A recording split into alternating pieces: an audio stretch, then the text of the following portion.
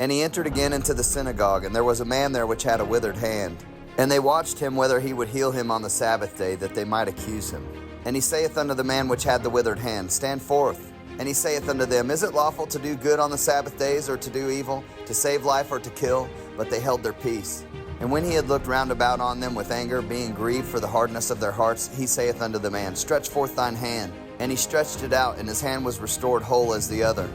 And the Pharisees went forth, and straightway took counsel with the Herodians against him, how they might destroy him. But Jesus withdrew himself with his disciples to the sea, and a great multitude from Galilee followed him, and from Judea, and from Jerusalem, and from Idumea, and from beyond Jordan. And they about Tyre and Sidon, a great multitude, when they had heard what great things he did, came unto him. And he spake to his disciples that a small ship should wait on him because of the multitude, lest they should throng him. For he healed many, insomuch that they pressed upon him for to touch him, as many as had plagues. And unclean spirits, when they saw him, fell down before him and cried, saying, Thou art the Son of God. And he straitly charged them that they should not make him known. And he goeth up into a mountain, and calleth unto him whom he would, and they came unto him.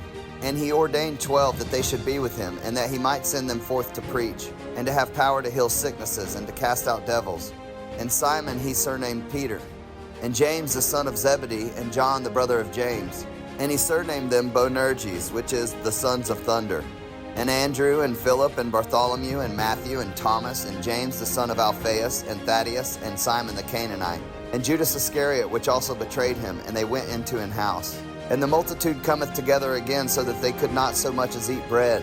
When his friends heard of it, they went out to lay hold on him, for they said, He is beside himself. And the scribes which came down from Jerusalem said, He hath Beelzebub, and by the power of the devils casteth he out devils. And he called unto him, and said unto them in parables, How can Satan cast out Satan? And if a kingdom be divided against itself, that kingdom cannot stand. And if a house be divided against itself, that house cannot stand. And if Satan rise up against himself and be divided, he cannot stand, but hath an end. No man can enter into a strong man's house and spoil his goods, except he will first bind the strong man, and then he will spoil his house. Verily I say unto you, all sins shall be forgiven unto the sons of men, and blasphemies wherewithsoever they shall blaspheme. But he that shall blaspheme against the Holy Ghost hath never forgiveness, but is in danger of eternal damnation. Because they said, He hath an unclean spirit.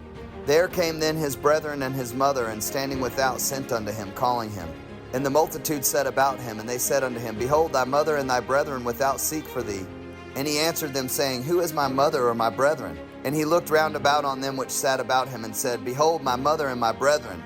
For whosoever shall do the will of God, the same is my brother and my sister and mother.